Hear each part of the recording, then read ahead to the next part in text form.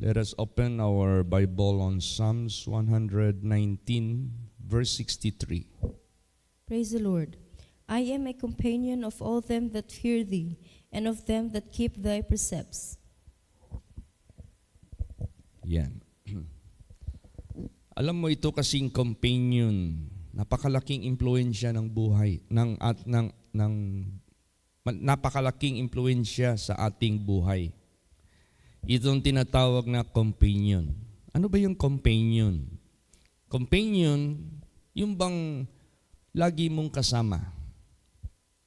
Companion, yung lagi mong kausap. Companion, yung lagi mong kasama sa paglalakad. When I went to Canada, maraming mga tao doon, lalo't na yung mga taong o couples na walang mga anak. Ang kanilang companion, minsan aso, pusa. Dahil sabi nila, stress reliever daw yun. Yung bang parabagang, alam mo kasi itong aso, lalo't na itong aso, para itong tao rin eh. Meron din silang emosyon. No? Pag nakikita nila yung may-ari ng aso, nagpapakita ng kagalakan. Para ikaw rin na nakakita sa kanila at sinasalubong kang maggalak. Para bang feel mo na you are welcome. You have something na meron kang makasama sa iyong piling. Aso lang yan. So, ano pa kaya? Itong sinabi dito, I am a companion of all them that fear thee.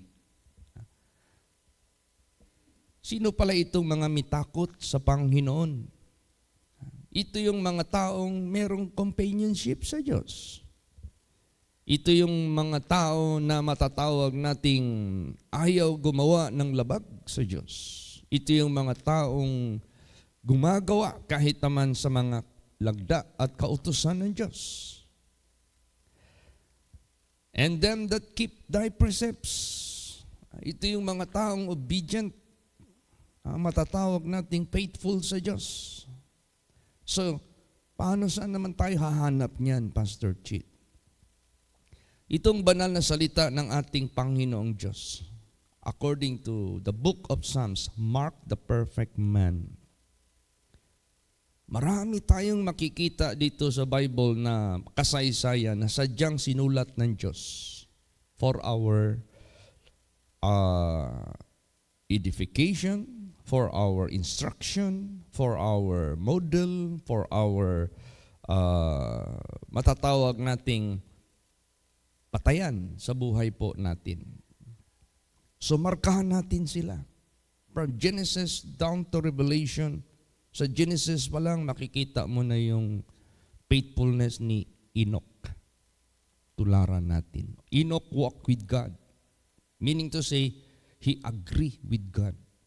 He never opposed God. He never doubted God. But he agreed with God. Because you cannot walk with someone without agreeing with her or with him.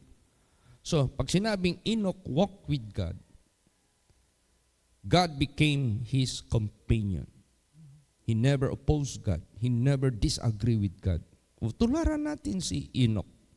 Kung ano mang sinasabi dyan sa banal na salita ng Diyos na kautusan, katuwiran, kabanalan na hinahayag ng Diyos. Never oppose it.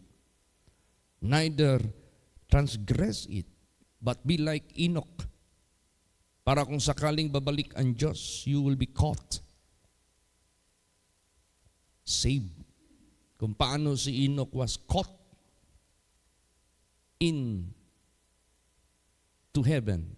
Ganon din mangyayari sa buhay ng ninuman who walk as Enoch walk. So gawin natin silang companions. Itong mga characters dito. Sinundan ngayon ito si Noah. Noah believed God and obeyed all what God asked him to do. Kung merong nilabag si Noah na utos ng Diyos sa paggawa ng arka, the ark cannot continue floating kasi merong kulang, may butas, may loopholes, kumbaga pa. Pero Noah did all what God commanded him. Noah was saved and his family. Tularan natin si Noah. Praise the Lord. Ang ganda ng kanyang halimbawa na sadya talagang isinulat ng Diyos for our teaching lesson para matuto tayo. Sila yung gagawin natin. Then, after Noah, then Abraham. Abraham was called by God to come out from Haran and walk to the land which He promised to him without any map, without any compass. But Abraham walked as what God asked him to walk. Abraham believed God and obeyed, and it was counted for him as righteousness. Let us follow Abraham. Praise the Lord. Ay, gawin natin silang mga companions. Then Isaac, then Jacob, who fought by his faith for the blessings of God, and Jacob prevailed. Nanaig si Jacob, not he is greater than God and stronger than God, but by faith he fought for blessings. Ganon din sa buhay natin, tularan natin si Jacob. Let us fight for God's blessings. Let us not surrender. Let us not give up sa mga trials, sa mga temptations na nangyayari sa buhay natin. Let us fight a good fight of faith. And Jacob dreamed a ladder going to heaven. Yun na. Then, pagkatapos kay Jacob, nandiyan na si Joseph. Napakagandang panindigan ni Joseph. He was hated by his brethren unawarely. He was brought to Egypt as being sold as a servant, and he was employed to Captain Potiphar, but sadly, he encountered temptation from yung kanyang amo. But Joseph behaved himself wisely in a perfect way. Takot siya sa Diyos. Takot din siya sa amo na kanyang takot din siya sa amo na kanyang gawa ng masama. Joseph was very good example. Ngayon sa buhay natin, he is a very good companion na gagawin natin. It was secretly done by Mrs. Potiphar. But yet, Joseph never forget God. Hindi niya nalimutan ang Diyos. Ganon din, gayahin natin si Joseph. Yung kanyang paninindigan when he was accused falsely and put into prison and served the imprisonment, Joseph still behaved inside the prison cell, and still God is with him.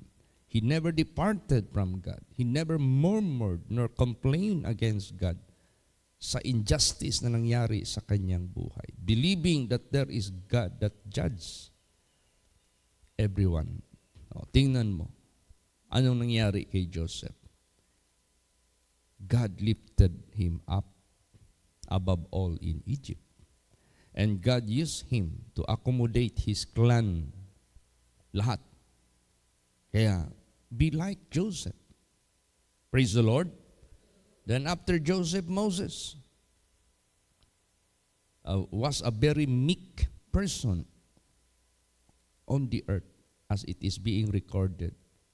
And Moses was sent by God for a great mission to set at liberty the people of Israel from the captivity of Egypt. Ginamit siya ng Diyos. Tingnan mo yung mga extraordinary miracles na ginawa ng Diyos. Yung 10 plagues, hindi basta-basta yun.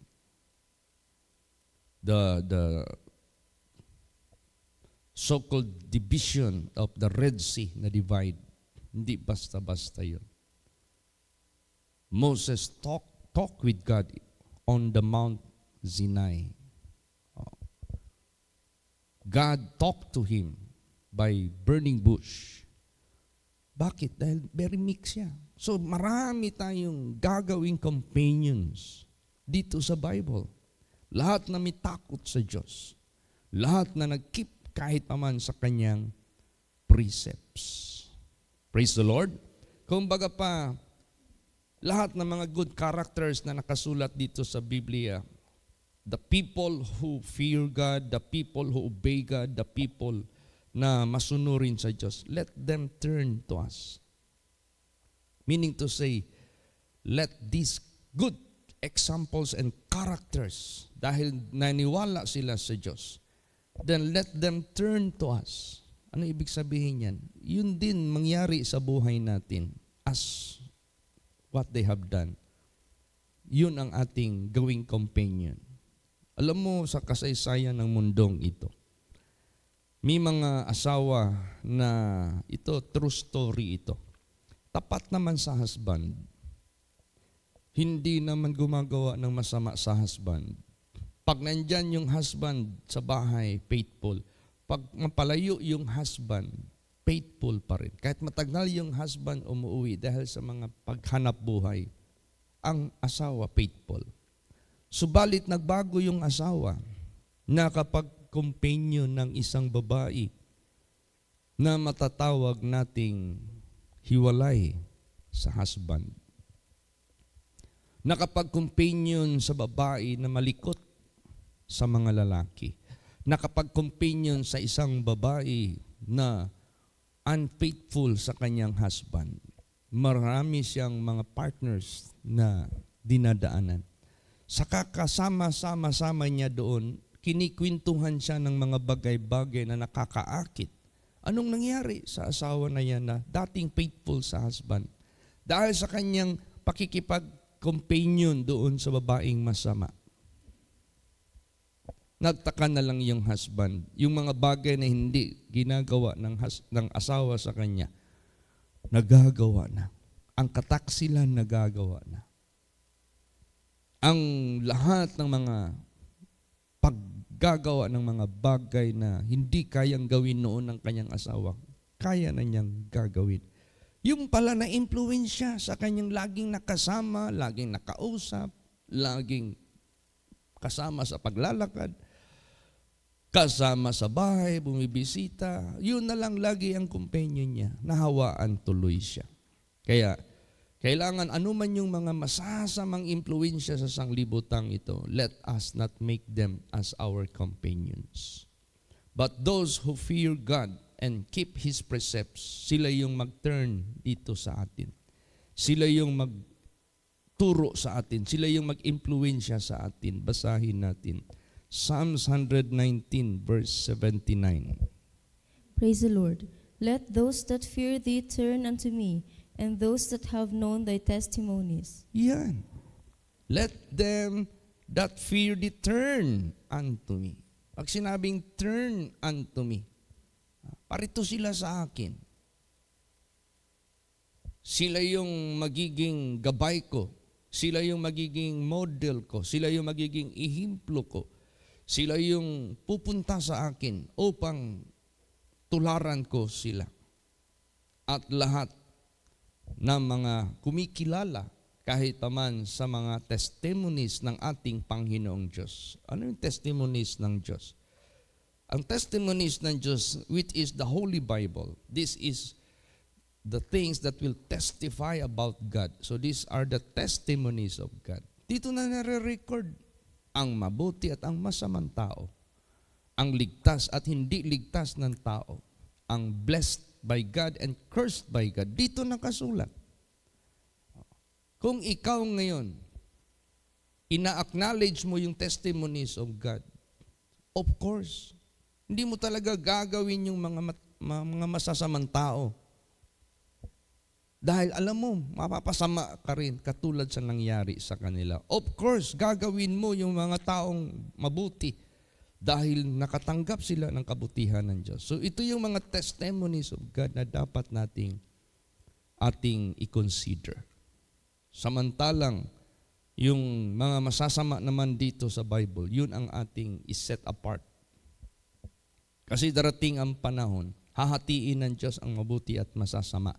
So habang nandito pa tayo sa sanglibutang ito, wag din nating ihalo ang masama at ang mabuti sa buhay natin.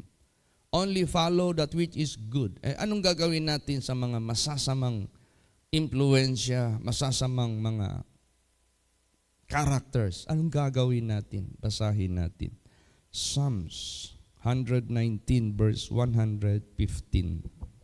Praise the Lord. Depart from me, ye evildoers, for I will keep the commandments of my God. Yes, depart from me. Umalis kayo. Do not influence me.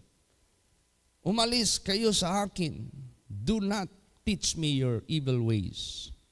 Depart from me, ye evildoers, for I will keep the commandments of my God.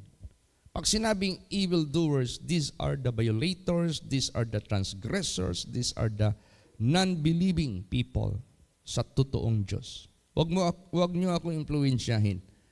Depart from me. I will cling to be obedient to my God. Yun ang gusto ng Diyos sa buhay natin. Meron tayong discretion or wise decision what to follow, where to be influenced.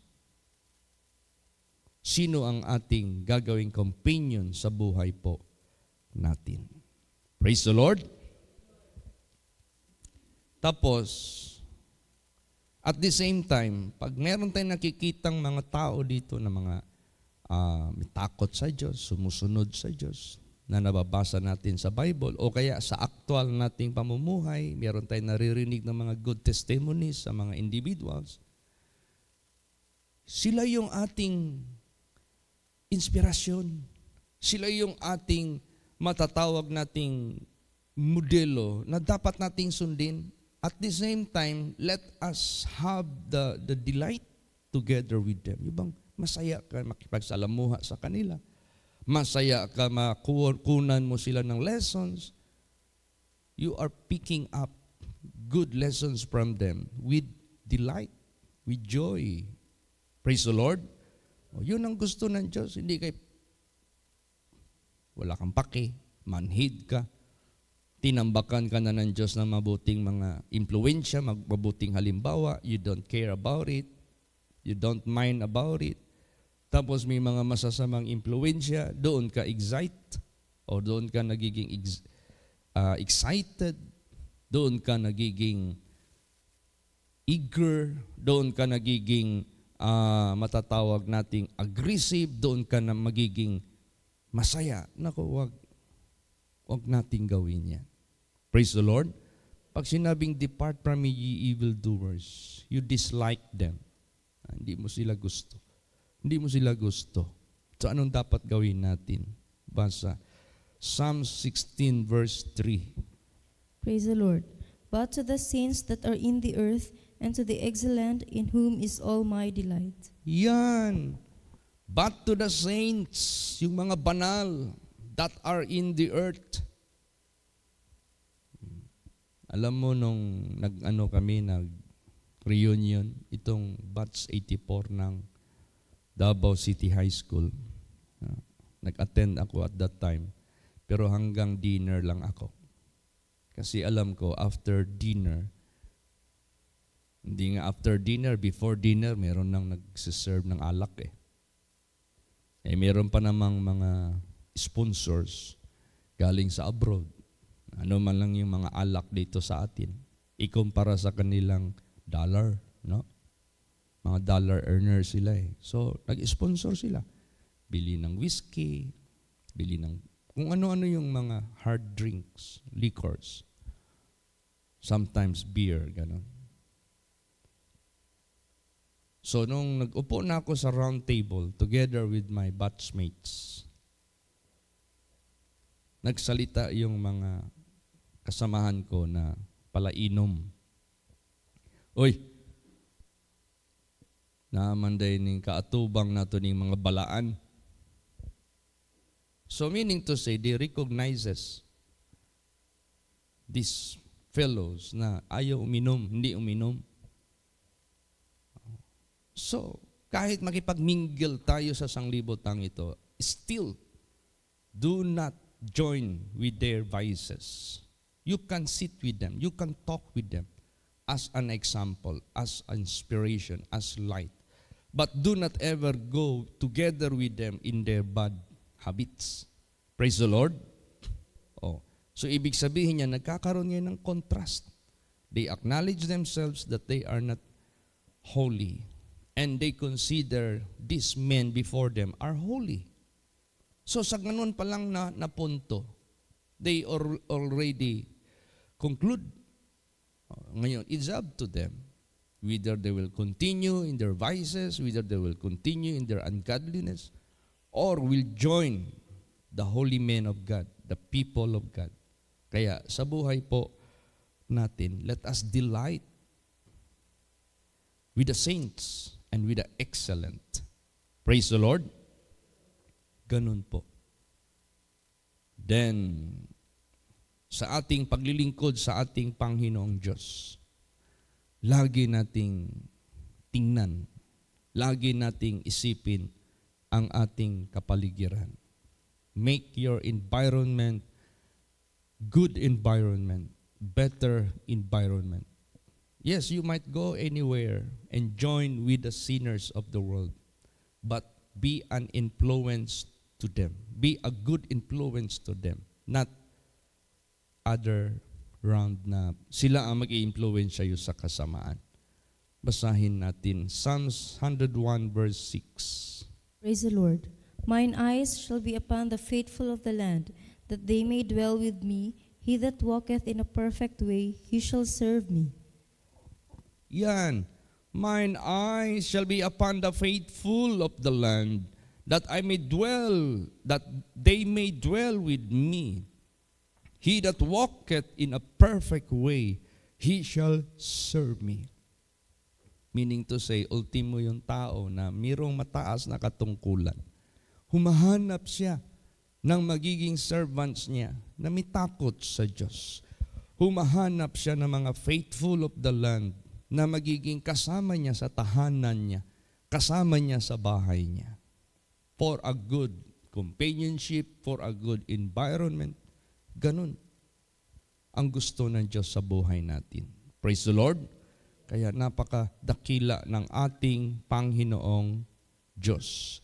Kaya ang Diyos natin magbibigay lagi ng paalaala para sa ganun. Tayong lahat ay laging safe and secured sa sanglibutang ito. Hindi naman din natin maiwasan ang mga experiences sa buhay sapagkat tayo na naglilingkod sa Diyos, hindi natin maiwasan sometimes you are being employed to a bad companions. Na-employed ka sa isang company, yung companions mo hindi mabuti. Minsan, maranasan natin yan. Or you are dwelling in the family of yours na hindi pa na-enlightened. Sometimes we experience period of time together with them. Para ba tayong nakulong sa isang prisohan na hindi ka muna pwede makalabas? But you must behave yourself within that prison cell as Joseph behaved himself. Nandiyan pa rin ang takot sa Diyos. Kaya ganun. Sometimes sa pag-aaral mo, maraming mga bad influences. Pero kahit nandyan ka, huwag kang magpakasala. Huwag kang gagawa ng kasamaan.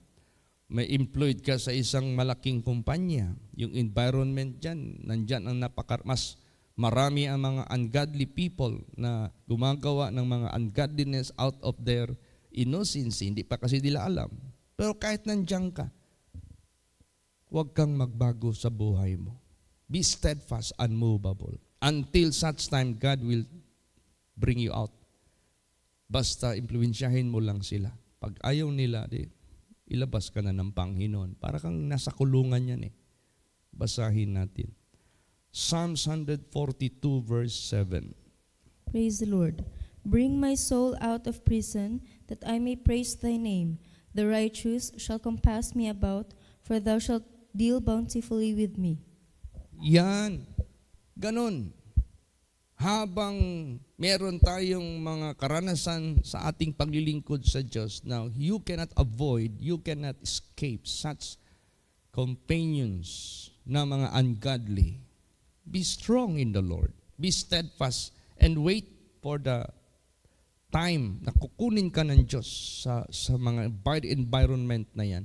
At bibigyan ka na ng Diyos ng companions na mga righteous. Yun na yun, mga righteous na ang magkompas sa iyo, yung magpapalibot sa iyo. And God will deal bountifully with you. Praise the Lord. Ibig sabihin yan,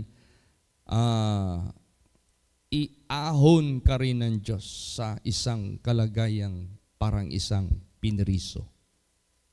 Isang bilanggo.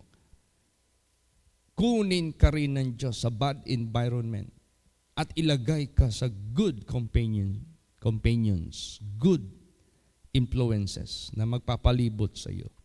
At bibigyan ka rin ng Diyos ng kaginhawaan, bibigyan ka rin ng Diyos ng relief from lahat ng kahirapan na nararanasan mo sa mga nakaraan. Ganun. God will bless you bountifully. Kaya sa buhay natin, let us always read the Bible. Let us always hear the Word of God. Let us mark those perfect men and let us make them as our friends and companions. Kasi kahit hindi tayo ganun katulad nila, mahahawaan tayo. Matututo tayo. Dati, wala tayong pulpul tayo spiritually, wala tayong kaalam-alam. Pero dahil ginagawa natin itong mga tao dito sa Bible na may takot sa Diyos, natuto tayo sa kanilang mga ginagawa. Naging wise na rin tayo. Naging banal na rin tayo. Naging righteous na rin tayo. Praise the Lord. Basahin natin. Proverbs 13 verse 20. Praise the Lord. He that walketh with wise men shall be wise, but the companion of fools shall be destroyed. Yan. Sino man lumalakad kasama sa mga matatalino, maging matalino din. Sino man ang laging kasama ang mga mangmang, masisira ang kanyang magiging takbo ng kanyang kinabukasan. Kaya tayong lahat, huwag tayong magpa-deceive, huwag tayong entice sa mga kasamaan na nangyayari sa sanglibutang ito. Huwag tayong ma-attract sa kanila. Be not envious with the wicked. Yan ang sinabi. Huwag kang mainggit sa mga masasama because they shall soon be cut off. They are like one that dream.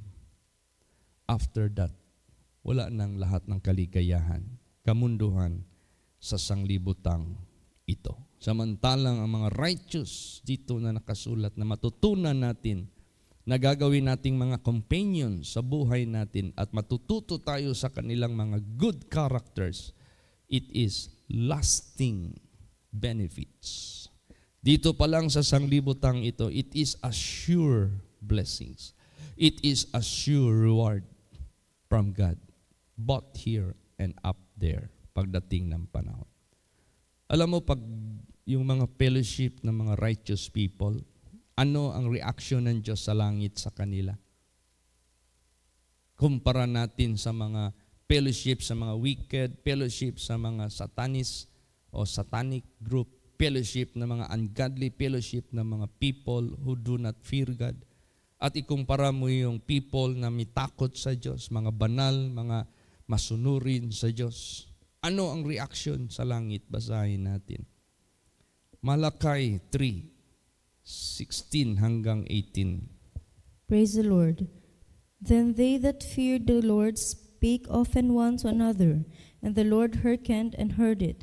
And a book of remembrance was written before him for them that feared the Lord, and that thought upon his name. And they shall be mine, saith the Lord of hosts, in that day when I make up my jewels, and I will spare them, as a man spareth his own son that serveth him.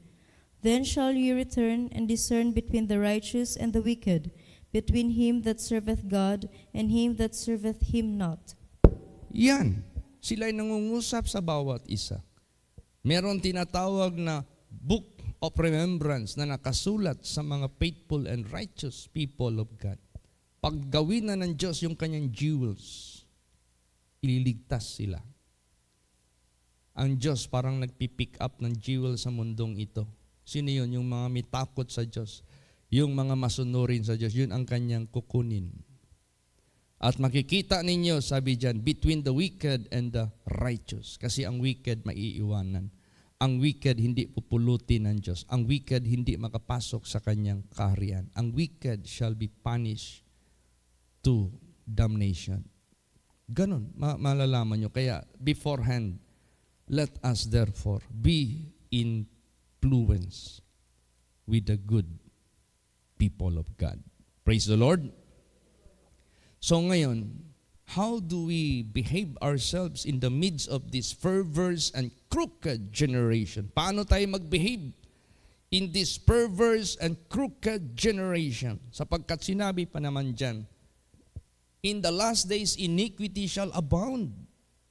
Paano tayo mag-behave sa sanglibutang ito? Tayo na lang ba ay mag-conform sa sanglibutang ito? Let us go along with the earthly and worldly behavior sa sanglibutang ito? Makisawsaw na lang ba tayo? Baguhin na lang natin ang doctrine of holiness and righteousness at emerge na lang natin dito sa ating paglilingkod sa Diyos? Basahin natin. Ano ang nararapat?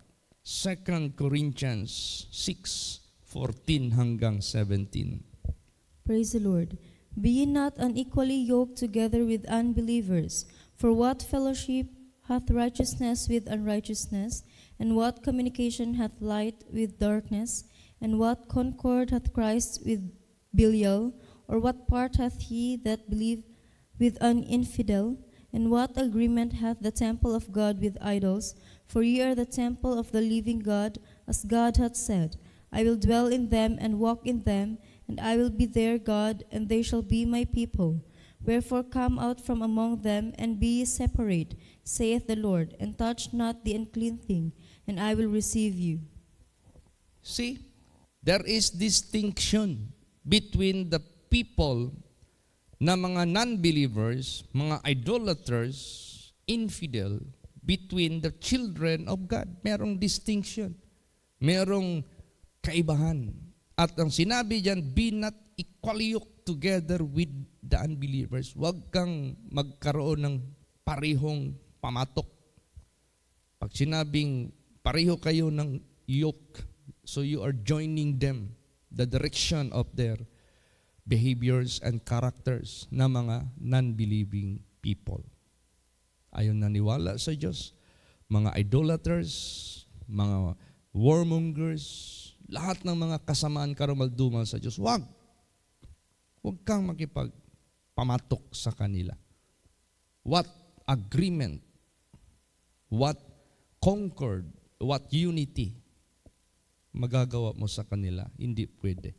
Depart and be separate, and I will accept you unto myself, and you will be my sons and my daughters, and I will be your Father in heaven.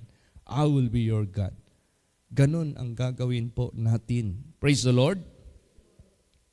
Ay paano, Pastor? Dami ngayong masasabi nating mga pastors, mga spiritual leaders, mga active Christian, naglalasing. Kasama pa rin ang mga lasinggo. Pag merong diskuhan, nagdi-disco pa rin. Huwag natin silang tularan. Tularan natin ang sinabi sa Bible para tutularan din tayo ng karamihan. Praise the Lord. Do not follow after the multitude. Do not follow after the multitude because of so-called unrighteousness. Porque ba, common na sa mga pastors, umiinom din, nagsisigalyo rin, yung mga ministro dyan, yung mga pari dyan, yung mga spiritual leaders dyan, may mga vices pa rin yan. Yan naman pala ang trending ngayon. So, makisaw-saw na lang tayo sa kanila. No! Wag. There is no such agreement with God and idols. With the believers and the infidel, walang agreement, walang concord, walang union, wala. Be separate from among them. And touch not the unclean thing, and I will receive you unto myself. Praise the Lord. Yan ang dapat nating gagawin sa harapan ng ating Panginoong Diyos. Kaya, to God be the glory. Last verse, 1 John 1 verse 3. Praise the Lord.